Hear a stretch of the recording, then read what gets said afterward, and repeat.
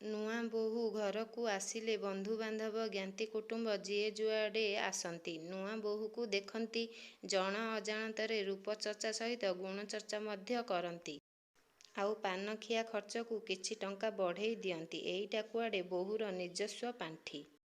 ଅଭାବ ଅସୁବିଧା ପଡ଼ିଲେ ବୋହୂ ତା ପାନଖିଆ ହାତ ଖର୍ଚ୍ଚରୁ ଘରକୁ ଦେଇ ସୁନା ବୋହୂର ସହି ମୋହର ଲଗାଏ। ଦିନ ବଳେଇ ଗଲାଣି। ସୁନା ବୋହୂର ରୂପ ଝଟକି ବା ମଳିନ ପଡ଼ିଗଲାଣି। କିନ୍ତୁ ଗୁଣରେ ଦାଉ ଦାଉ ହୋଇ ଜଳୁଛି। ସ୍ୱାମୀ ସକାଳୁ ସକାଳୁ ଉଠି ନିଜ ସ୍ତ୍ରୀର ମୁହଁକୁ ଚାହିଁ ବୁହେ ଗର ଗର ହେଲେଣି।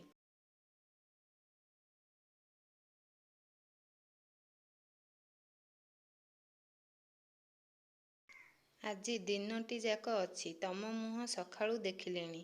ଯଦି କ'ଣ କିଛି ହବ କହୁଛି ଆଜି ରାତିକୁ ଝାଡ଼ି ଦେବି। ଏବେ ସ୍ତ୍ରୀର ପାଳି। ସେ କିଛି ଛାଡ଼ିବା ଜନ୍ତୁ ସେ କି ଛାଡ଼ିବା ଜନ୍ତୁ। ଚିହ୍ନିକି ଉଠିଲେ ମୁଁ ବି ତମ ମୁହଁ ଆଗ ଦେଖିଛି। ଯାହା ଭଲ ମନ୍ଦ ହେଲେ ତମକୁ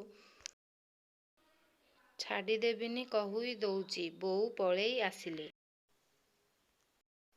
କହିଲେ ଏଗୁଡ଼ାକର କିଛି କାମଧନ୍ଦା ନାହିଁ। ଏମାନଙ୍କୁ ମୁହଁଚୁଆଁ ପଡ଼ିଯାଇଛି। ଅଥଚ ସେଇ ବୋଉ ପୁଅର ପିଲାଦିନେ ତାକୁ ମୁହଁଚୁଆଁ ପଡ଼ିଯିବ ବୋଲି ତା ହାତରେ ବଜର ଡେଉଁରିଆଟେ ବାନ୍ଧିଥିଲେ। କାଳେ କେଉଁ ପାପ ଆଖି ପୁଅ ଉପରେ ପଡ଼ି ରକ୍ତ ଶୁଖେଇ ଦେବ। ପୁଅ ବୋହୂର ଆକଟରେ ଆଉ ରହିପାରିଲେ ନାହିଁ। ମୁହଁଚୁଆଁକୁ ନିଜ ନିଜ ଉପରକୁ ଫୋପାଡ଼ି ଯିଏ ଯା ବାଟ ଧରିଲେ। ଏହି ଗପଟିର ନାଁ ହେଉଛି ମୁହଁଚୁଆଁ। ଧନ୍ୟବାଦ।